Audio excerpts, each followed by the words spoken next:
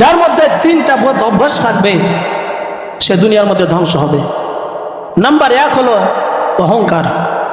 যার ভিতরে অহংকার সে অচিরে ধ্বংস হবে। নাম্বার 2 হলো হিংসা। যার ভিতরে হিংসা থাকবে সে অচিরে ধ্বংস হবে। নাম্বার 3 হলো লোভ। যার ভিতরে লোভ থাকবে সে দুনিয়ার ভিতরে অচিরে ধ্বংস হবে। এই জন্য আমার বন্ধুগণ, আমার ভাইরা, জুলুম অত্যাচার করা যাবে না। মানুষের উপরে জুলুম অত্যাচার করলে, মানুষ যখন মানুষের উপরে জুলুম অত্যাচার করে, মাজলুম ব্যক্তি, যার উপরে জুলুম করা হচ্ছে, মাজলুম ব্যক্তি আল্লাহর কাছে কান্না করে বলে, আল্লাহ আমার উপরে অন্যায়ভাবে জুলুম করেছে, সুতরাং তুমি আর বিচার করিও। আজকে যে তাকায় দেখেন বাংলাদেশের ভিতরে ফেনী সহ বিভিন্ন এলাকায় যে বন্যার পানিতে ডুবে যাচ্ছে, বন্যার পানিতে তলিয়ে গেল হাজার হাজার মানুষগুলো, পাখির মতো মানুষগুলো বাড়ির ছাদের উপরে, বাড়ির টাইলের উপরে, টিনের উপরে এভাবে বসে আছে, ছাগলের মতো বসে আছে, পাখির মতো বসে আছে, বৃষ্টি হচ্ছে মাথার উপরে। এই মানুষগুলোর অবস্থা কেন এরকম হলো? আল্লাহ রাব্বুল আলামিন বলেন, কাফেররা কখনো তোমাদের বন্ধু হতে পারে না, হিন্দু বৌদ্ধ কখনো তোমাদের বন্ধু হতে পারে না। আজকে যে ভারত আমাদেরকে পানি দিয়ে ডুবাই দিচ্ছে, কারণটা কি? একটাই কারণ, মুসলমানদেরকে দুনিয়া থেকে নিশ্চিহ্ন করে দেওয়ার জন্য মুসলমানদের উপর জুলুম নির্যাতন করতেছে। এই মোদী সরকারকে বলতে চাই, মোদী সরকার, তোমার কিন্তু ফিরাউনের মতো শক্তি হয়ে যায় নাই, তোমার শক্তি কিন্তু নমরুদের মতো হয়ে যায় নাই, তোমার শক্তি কিন্তু বক্তে নসরের মতো হয়ে যায় নাই। দুনিয়ার ফিরাউনকে আল্লাহ রাব্বুল আলামিন দুনিয়ার ভিতরে নদীতে, নীল নদে চুপিয়া মেরে ফেলেছে, নমরুদকে ন্যাংরা মশা দিয়ে শায়েস্তা করেছে, আর ওই বক্তে নসরকে তার অনুসারী যারা, তার সেনাবাহিনী তারা তাকে জবাই করে দিয়েছে। জোরে বলেন ঠিক কিনা? আজকে তুমি বাংলাদেশের মুসলমানকে তোমার স্বার্থের কারণে, তোমার নিজের স্বার্থের কারণে তুমি যখন বাংলাদেশের মুসলমানকে ডুবাই দিচ্ছ, অহরহ নিরহ মুসলমানদেরকে ডুবাই দিচ্ছ, আল্লাহ রাব্বুল আলামিন তোমার বিচার শুরু করবে। অচিরে তোমার ধ্বংস হবে, অচিরে তোমার পতন হবে, অচিরে তুমি ধ্বংস হবে। মুসলমানদের কখনো শত্রু, এই হিন্দুরা কখনো মুসলমানদের বন্ধু হতে পারে না। আমার বন্ধুগণ, আমার ভাইয়েরা, যে ষড়যন্ত্র করছে বাংলাদেশ নিয়ে, এই বাংলাদেশের মুসলমান, নিরহ মুসলমানরা যারা এই বাংলাদেশের ভিতরে যারা হিন্দু আছে, একটা হিন্দুকে কোনো মুসলমান মারে নাকি? মারে না। একটা হিন্দুকে কোনো মুসলমান মারতে চায় না, মারে না। হিন্দুদের মন্দির পাহারা দেয় মুসলমানরা, হিন্দুদের মন্দিরে পাহারা দিচ্ছে মুসলমানরা। কিন্তু আজকে যখন নরেন্দ্র মোদী ওই ভারত থেকে বলে যে আমাদের হিন্দুদেরকে সংখ্যালঘুদের উপর কি করতেছে, আক্রমণ করতেছে, বাংলাদেশে কোনো হিন্দুরাই পরিচয় দিচ্ছে যে আমাদের উপরে মুসলমানরা কোনদিন হামলা করে না। আমার বন্ধুগণ, আমার ভাইয়েরা, এই কিছু নয়, শুধু মুসলমানদেরকে, বাংলাদেশের মানুষদেরকে নিশ্চিহ্ন করে দেওয়ার কারণে, বাংলাদেশটাকে নিয়ে নেওয়ার কারণে, বাংলাদেশটাকে শুধু ভারত বানা দেওয়ার কারণে, মুসলমানিত্ব ছিনিয়ে নেওয়ার কারণে, হিন্দুত্ববাদী কায়েম করার কারণে এইভাবে তারা ভারতের পরিকল্পনা চালাচ্ছে। কিন্তু আজকে আমরা বাংলাদেশের মুসলমান জেনেও না জেনের ভান করতেছি। আর কিছু মানুষ বলছে, দেখো এই যে ফেনীর মানুষ যারা মারা যাচ্ছে, কিছু মানুষ দেখে দেখে হাসতেছে, কিছু মানুষ দেখে দেখে হাসতেছে যে ঠিকই আছে। তোমার যদি একজন মুসলমানের যদি বিপদ থেকে তোমার যদি হাসি আসে, বুঝতে হবে তুই পাক্কা মুনাফিক। কোনো মুসলমানের বিপদ দেখে হাসতে পারে না, কোনো মুসলমানের অন্যায় দেখে হাসতে পারে না। মুসলমানকে রুখে দাঁড়াতে হবে। আমার আপনার নবী, তার নবী সর্বশ্রেষ্ঠ নবী, যার শরীরের মধ্যে মশা মাছি বসা হারাম। আমার নবী, তার নবী শুনতে পেল একদিন যে ফাতিমার ঘরে কোনো খাবার নাই। নবীজি সাল্লাল্লাহু আলাইহি ওয়াসাল্লাম ফাতিমার বাড়ি যাওয়ার জন্য বের হলেন। এইদিকে হাসান হুসেন কান্না করতেছে, মা আমাদের ঘরে খাবার নাই, তো আমাদেরকে নানার বাড়ি কেন পাঠান না? আমাদেরকে নানার বাড়ি পাঠালে আমরা নানার বাড়ি যে খাবার না থাকলো, নানার চেহারা দেখলে আমাদের ক্ষুধা নিবারণ হয়ে যায়। আমার নবীর চেহারা দেখলে ক্ষুধা নিবারণ হয়ে যায়। আমার নবীর দাঁত এমনই সুন্দর দাঁত, যখন অন্ধকারে বলতাম না বাসায় যাব, একটু বাইরে বের হন, লাইট ছিল না, কিন্তু যখন রাসূল সাল্লাল্লাহু আলাইহি ওয়াসাল্লাম মুস্কি হাঁচি মারতেন, তখন লাইটের কাজ করতো,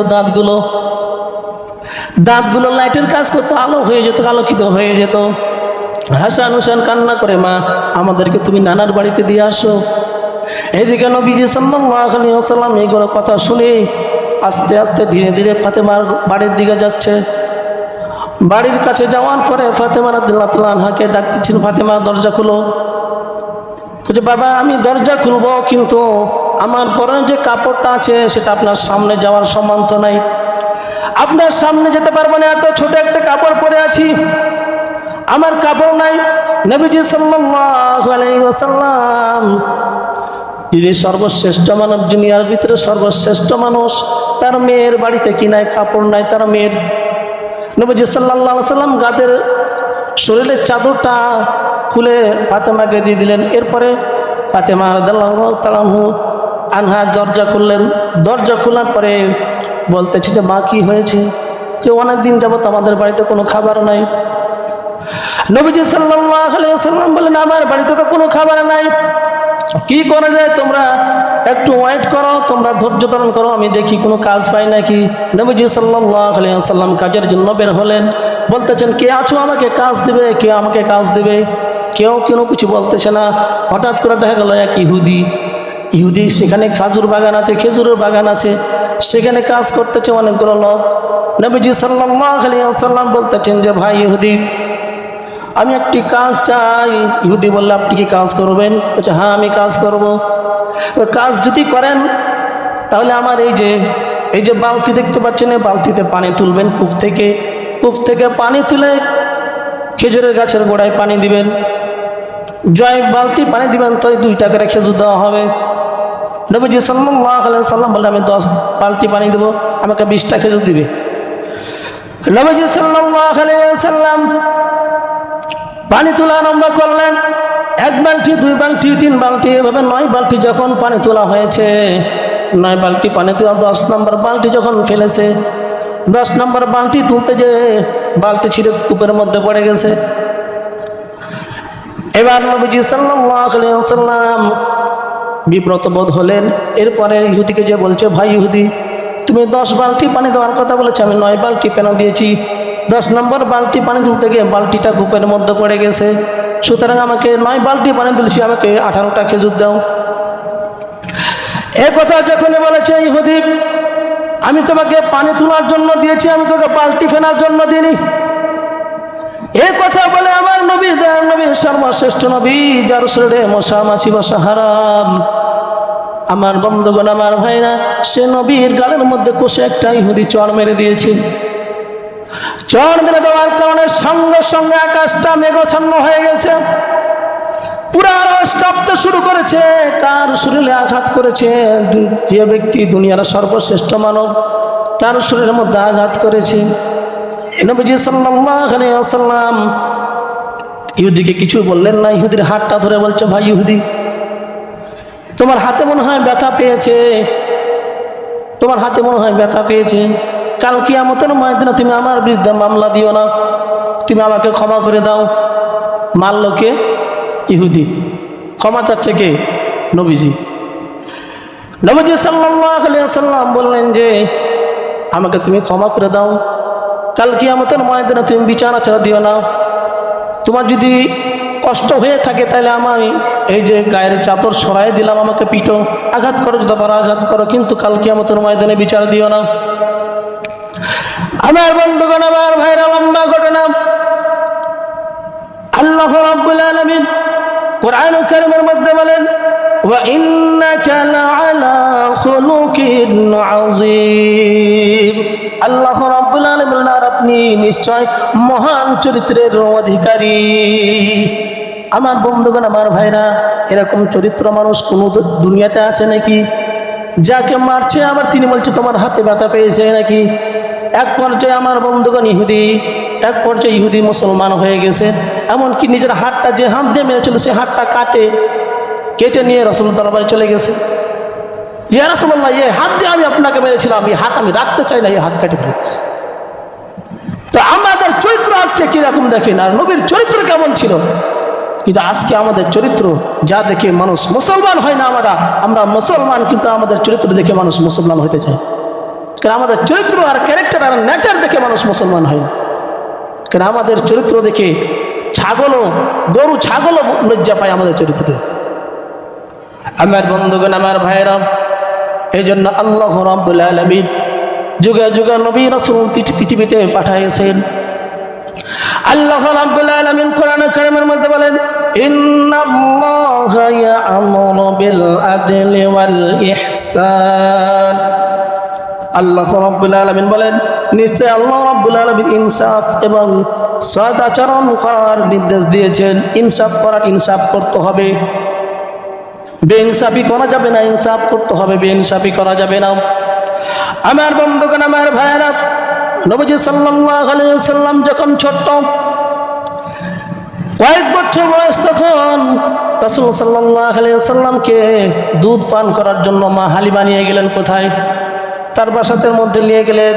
নিয়ে যাওয়ার সঙ্গে সঙ্গে যখন উটের মধ্যে উঠাইছে, যে উটটা দুর্বল ছিল সে উটটা সবল হয়ে গেছে, যে উটটা সবার পরে এসেছে সে উটটা সবার আগে চলতেছে। এই বরকতি নবীর এই বরকতের কারণে উটটা আগে চলতে লাগলো। মা হালিমাতুস সাদিয়া, তার বাড়িতে ভরপুর বরকত শুরু হয়ে গেল। তার যে ছাগলগুলো ছিল সবগুলো জেলা শুকিয়ে গেছিল, মরার মতো হয়ে গেছিল, সকলে বরকতে ভরপুর হয়ে গেছে। যেগুলো কোনোদিন, যে বকরিগুলোর কোনোদিন দুধ হয় না, সেগুলো বকরি উলানে দুধ ভর্তি হয়ে গেল, বরকত শুরু হয়ে গেল। নবীজি সাল্লাল্লাহু আলাইহি সাল্লাম দুধ পান করতেন, কিন্তু আবার হালিমার একটা ছেলে ছিল, সে দুধ পান করত। একদিন হালিমাতুস সাদিয়া নবীজি সাল্লাল্লাহু আলাইহি ওয়াসাল্লামকে জিজ্ঞাসা করছেন, বাবা মুহাম্মদ, আমি যখন তোমাকে মক্কা থেকে নিয়ে আসি তখন থেকে তুমি আমার স্থানে দুধ পান করো, কিন্তু একটা কথা তোমার কাছে জানতে চাই বাবা, শুনো, তোমাকে যখন নিয়ে আসি তখন তুমি ডান স্তনের দুধটা পান, ডান স্তনটা তুমি পান করো। এর কারণটা কি? তুমি কোনোদিন বাম স্তন পান করো না কেন? ভালো করে খেয়াল করে শুনবেন। আপনি এই কথাটা শোনার পরে বুঝতে পারবেন যে ইনসাফ কাকে বলে। নবীজি সাল্লাল্লাহু আলাইহি ওয়াসাল্লামকে বললেন যে বাবা, আমি যখন তোমাকে নিয়ে আসি তখন তুমি ডান স্তনটা পান করো, বাম স্তনটা পান করো না। এর কারণটা কি? নবীজি সাল্লাল্লাহু আলাইহি ওয়াসাল্লাম তখন বললেন যে আল্লাহ রাব্বুল আলামিন আমাকে দুনিয়ার মধ্যে ইনসাফ কায়েম করার জন্য দুনিয়াতে পাঠিয়েছে, বেইনসাফি করার জন্য পাঠায় নাই। ন্যায় বিচার করার জন্য দুনিয়ার মধ্যে পাঠিয়েছে, অন্যায় বিচার করার জন্য আমাকে দুনিয়াতে পাঠায় নাই। আপনি যখন আমাকে এখানে নিয়ে আসেন তখন আমি ডান স্তনটা এর জন্য পান করি। আল্লাহ রাব্বুল আলামিন আমাকে ডান স্তনটা পান করতে বলেছেন, আর আমার দুধ ভাই যে আপনার ছেলে আছে বাম স্তনটা পান করে। সুতরাং আমি যদি বাম স্তনটা পান করি তাহলে আমার ভাইয়ের উপরে অন্যায় হয়ে যাবে, বেইনসাফি হয়ে যাবে। এই জন্য আমি কখনো বাম স্তন পান করি না। যারা বলেন সুবহানাল্লাহ। আমি আমার ভাইয়ের উপরে অন্যায় হয়ে যাবে, জুলুম হয়ে যাবে, বেইনসাফি হয়ে যাবে, এই জন্য আমি কখনো বাম স্তনটা পান করি। কিন্তু আজকে দেখেন কি করে, বড় ভাই মাকে ঘুমের ট্যাবলেট খাওয়াই দিয়ে ছোট ভাইয়ের জমি লিখে নেয়। এরকম সন্তান আছে না নাই? আমার বন্ধুগণ, আমার ভাইয়েরা, আজকে দুনিয়ার ভিতরে ইনসাফ কায়েম করবেন। ইনসাফ যদি আপনি কায়েম করেন আল্লাহ রাব্বুল আলামিন বরকত দান করবেন, না যদি বেইনসাফি করেন আপনার মধ্যে বরকত থাকবে না। নবীজি সাল্লাল্লাহু আলাইহি ওয়াসাল্লাম বদরের যুদ্ধে গেলেন, সাহাবীদেরকে কাতার সোজা করতেছেন, একটা লাঠি দিয়ে কাতার সোজা করতেছেন। কাতার সোজা করতে করতে একজন যুবক সামনে চলে আসছে, তখন তাকে লাঠির একটু গুঁতা দিয়েছে। লাঠির যখন গুঁতা দিয়েছে তখন সেই সাহাবী বলতেছেন, ইয়া রাসূলুল্লাহ, ইয়া হাবিবাল্লাহ, আপনি যে লাঠি দিয়ে গুঁতা দিয়েছে আপনি ব্যথা পেয়েছি, আমি কষ্ট পেয়েছি। রাসূল সাল্লাল্লাহু আলাইহি সাল্লাম বলেন, দুনিয়ার ভিতরে নবী কোনো তার উম্মতকে কষ্ট দিতে পারে না, সুতরাং তোমাকে আমি কষ্ট দিয়েছি, তুমি যদি ব্যথা পেয়ে থাকো এই নাও, লাঠি নাও। এই লাঠিটা যেহেতু তোমার খালি গায়ে আছো, আমি চাদর সরাই দিলাম, ওই চাদর দিয়ে, এই লাঠি দিয়ে আমাকে হালকা, তুমি যতটুকু আমি তোমাকে গুঁতা দিয়েছি অতটুকু গুঁতা দিয়ে দাও। কাল কিয়ামতের ময়দানে যেন তুমি যেন আমার বিরুদ্ধে মামলা দায়ের না করো, এই জন্য আমাকে গুঁতা দিয়ে দাও। ওই সাহাবী গুঁতা দিবে কি? ওই সাহাবী নিজের গায়ের চাদরটা খুলে ফেললেন, এরপর রাসূল সাল্লাল্লাহু আলাইহি সাল্লামকে দৌড় দিয়ে এসে জড়িয়ে ধরলেন। এরপরে কানে কানে বলতেছেন, ইয়া রাসূলুল্লাহ, ইয়া হাবিবাল্লাহ, আমি জিহাদের ময়দানে এসেছি, আমি যুদ্ধের ময়দানে এসেছি, হয় শহীদ হব না হয় গাজী হব, কিন্তু আমার মনের একটা আশা যে আপনার বুকের সঙ্গে আমার বুকটা মিলাই দিব, আপনার শরীরের সঙ্গে আপনার শরীরটা যখন মিলাই দিব, আমি যদি মারা যাই তো কাল কিয়ামতের ময়দানে আপনার শরীরে আপনার শরীরটা ঠেকার কারণে আল্লাহ রাব্বুল আলামিন আমার শরীরটা জাহান্নামের জন্য হারাম করে দেবেন। যারা বলেন সুবহানাল্লাহ। যেখানে যুদ্ধের ময়দানে সেখানেও তারা কবরের চিন্তা করতেছেন, কিন্তু আজকে আমরা কি করি? কবরে আমরা যখন মরে যাচ্ছি তা আমরা কবরে চিন্তা করি না। আমার বন্ধুগণ, আমার ভাইরা, আবু বকর সিদ্দিক রাদিয়াল্লাহু তাআলা আনহু, তার একটা ছোট্ট গোলাম একটা অন্যায় কি কাজ করেছে, কান ধরে মলা দিয়েছে, কানটা লাল হয়ে গিয়েছে। দেখবেন যে কান এমন একটা নাজুক একটা জিনিস, কান একটু ধরলে লাল হয়ে যায়, ঠিক কিনা? লাল হয়ে গেছে। তার গোলাম বলল যে, মুনিব, আপনি আমাকে কষ্ট দিয়েছেন, আমার কান লাল হয়ে গিয়েছে। আবু বকর সিদ্দিক রাদিয়াল্লাহু তাআলা আনহু তখন কিছু বললেন না। একটু পরে বুঝতে পারলেন যে সত্যি তো আমি তাকে অন্যায় করেছি। আবু বকর সিদ্দিক রাদিয়াল্লাহু তাআলা আনহু কি করলেন? গোলামকে ডাক দিলেন, এদিকে আসো। গোলাম আসলো। আসার পরে বলল, শুনো, তোমাকে যতটুকু আমি ব্যথা দিয়ে কান মুলে দিয়েছি, তুমি আমাকে কান মুলে দাও। কাল কিয়ামতের ময়দানে যে আমি এই বিচার নিয়ে যেন আমি না উঠতে হয়। আমার বন্ধুগণ, আমার ভাইরা, ওই সময় ওমর রাদিয়াল্লাহু তাআলা আনহু দাঁড়িয়েছিলেন। ওমর রাদিয়াল্লাহু তাআলা আনহু বললেন যে, হে গোলাম, তুমি তোমার মালিককে বলো আমার ভুল হয়ে গেছে। তখন ছোট বাচ্চা গোলাম তখন বলতেছেন যে, মালিক, আমার ভুল হয়ে গেছে, আপনি যে আমাকে কষ্ট দিয়েছেন আমি কিছু মনে করিনি, আপনাকে মাফ করে দিলাম। যখন বললাম মাফ করেছি, তখন আবু বকর সিদ্দিক রাদিয়াল্লাহু তাআলা আনহু শান্ত হলেন। তাইলে ইনসাফ কায়েম করতে হবে, বেইনসাফি না।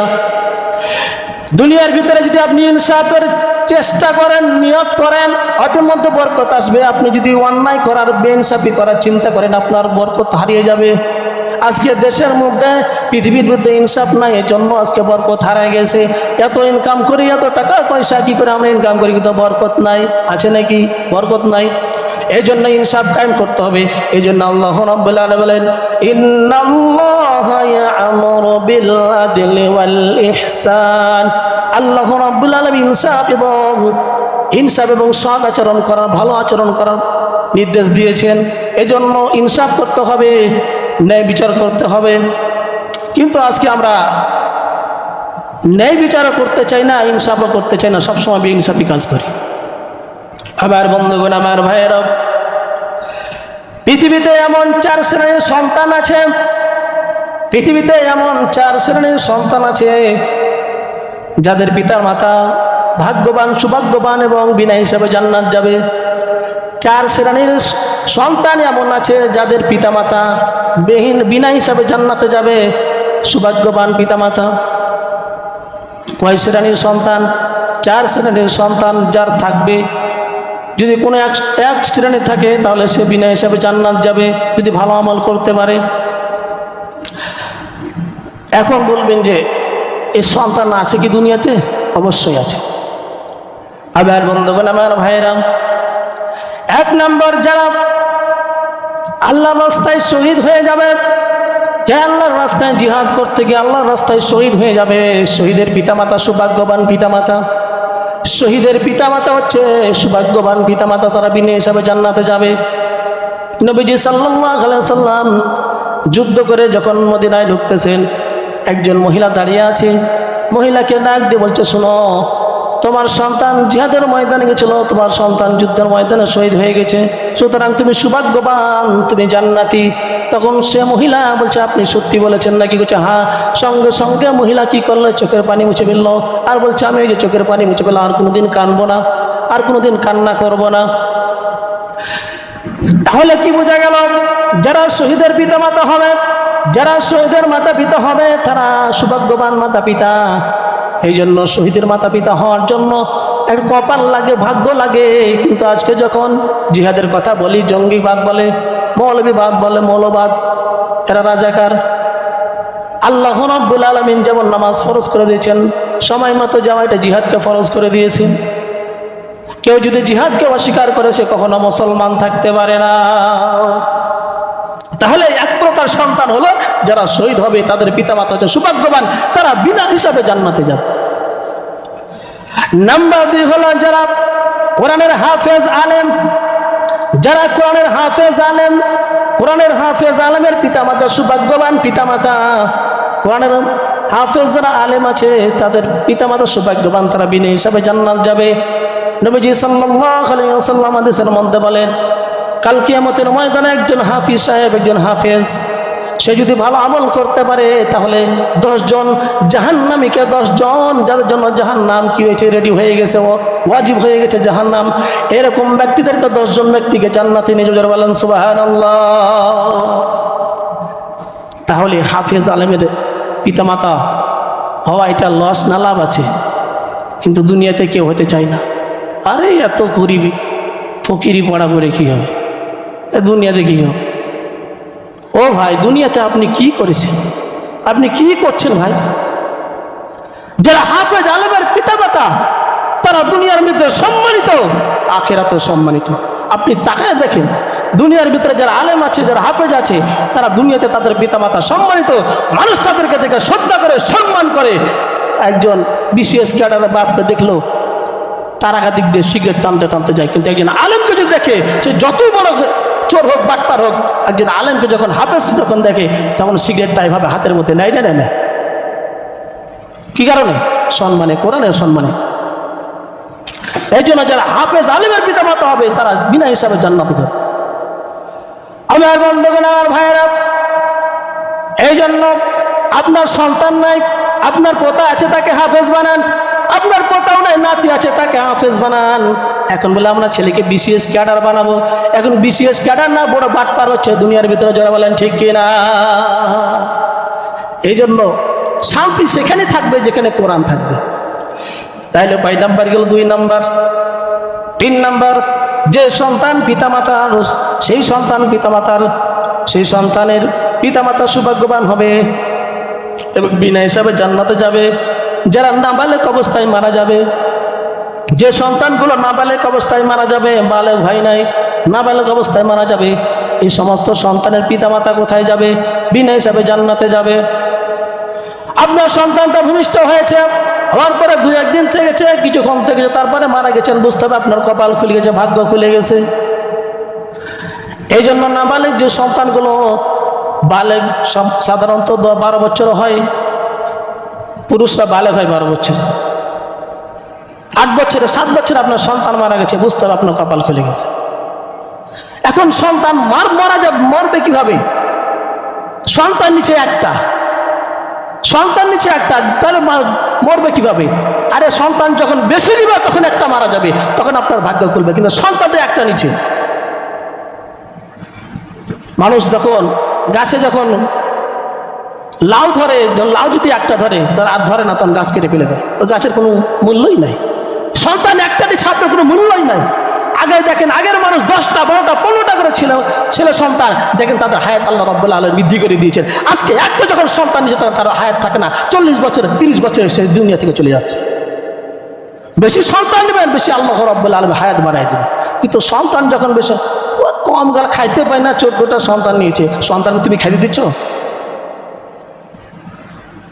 জন্ম নিয়ন্ত্রণ করো, জন্ম নিয়ন্ত্রণ। মরে দেখো, বাটাম দিয়ে দিবে ফেরেশতারা। আমার বন্ধুগণ, আমার ভাইরা, যে নাবালেক সন্তান যারা মারা যাবে কাল কিয়ামতের ময়দানে, এই সন্তানগুলো ঘোরাফেরা করবে। ফেরেশতারা বলবে, সন্তান তোমরা তো জান্নাতের টিকিট পেয়ে গেলে, তোমরা এখানে কি ঘোরাফেরা করতেছো?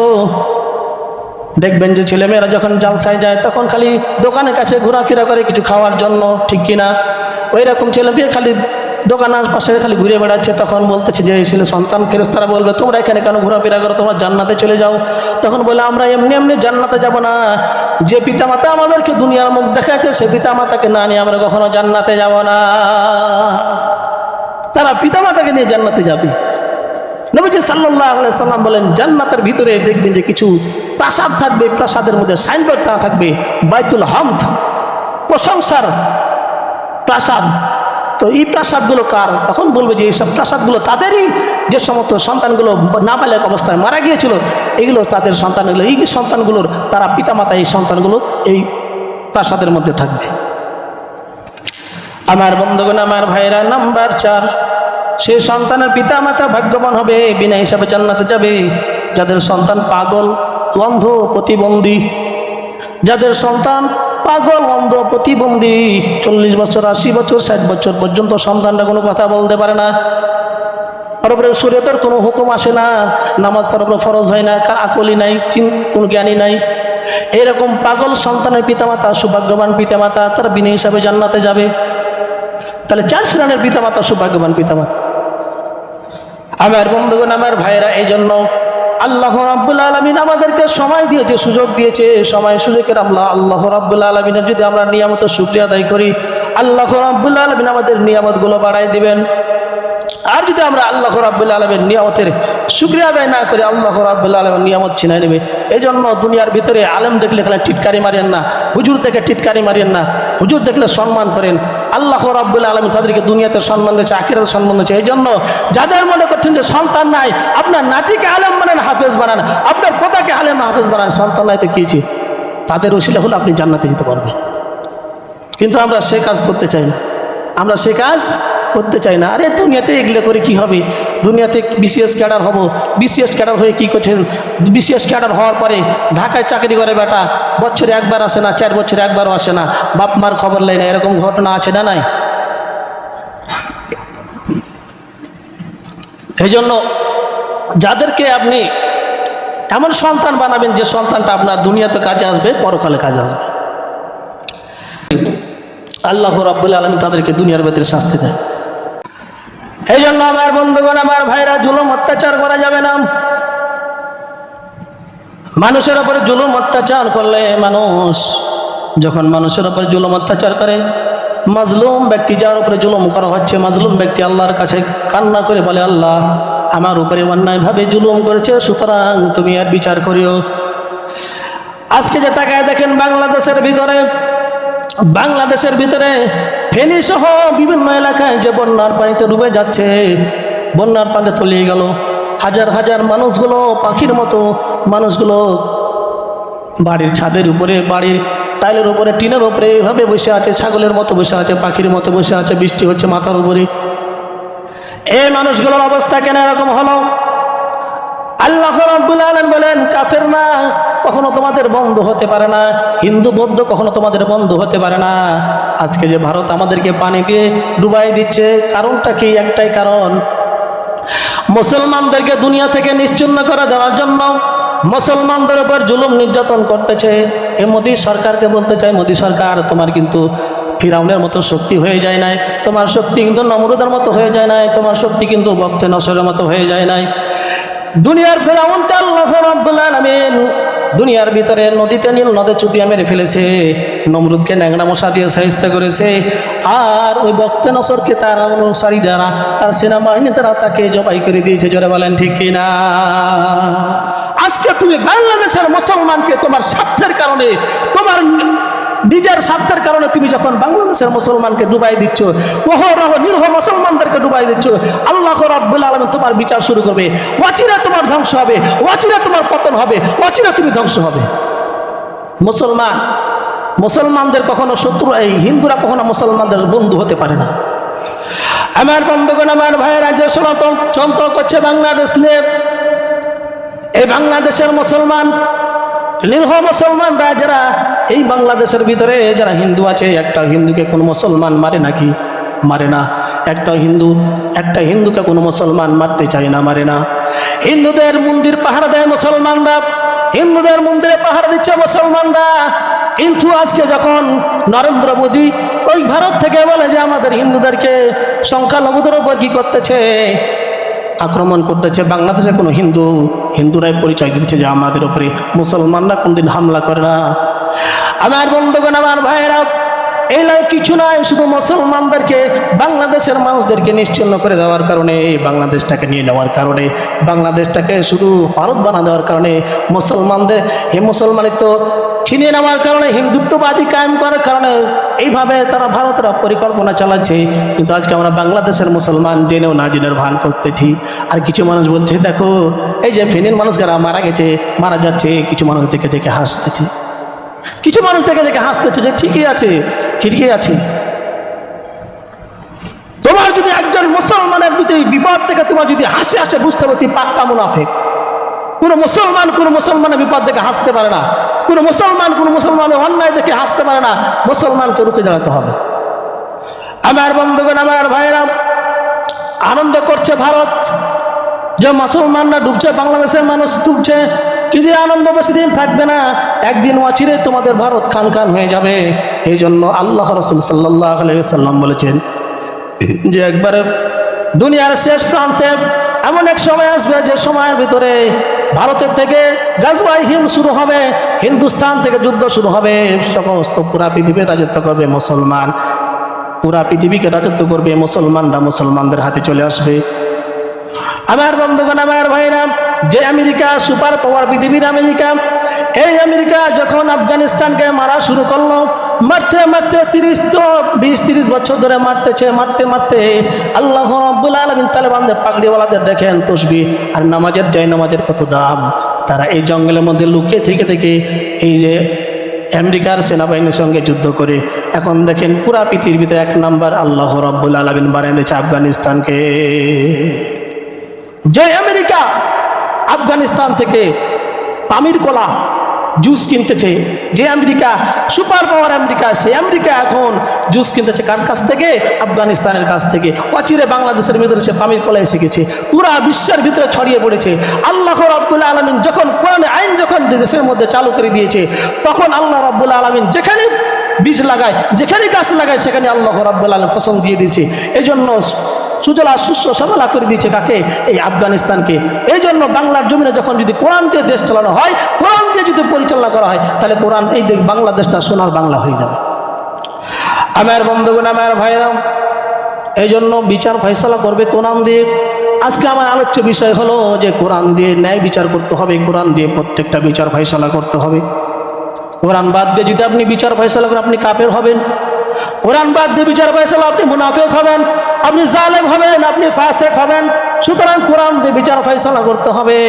আমার বন্ধুগণ, আমার ভাইরা, আল্লাহ রাব্বুল আলামিন এর জন্য বলেছেন যে কোরআন দিয়ে বিচার ফয়সালা করবা, কোরআন দিয়ে বিচার ফয়সালা শুরু করবা, আমি তোমাদের দেশের মধ্যে বরকত শুরু করে 2000 বলেন সুবহানাল্লাহ। এই যে কোরআন দিয়ে বিচার ফয়সালা।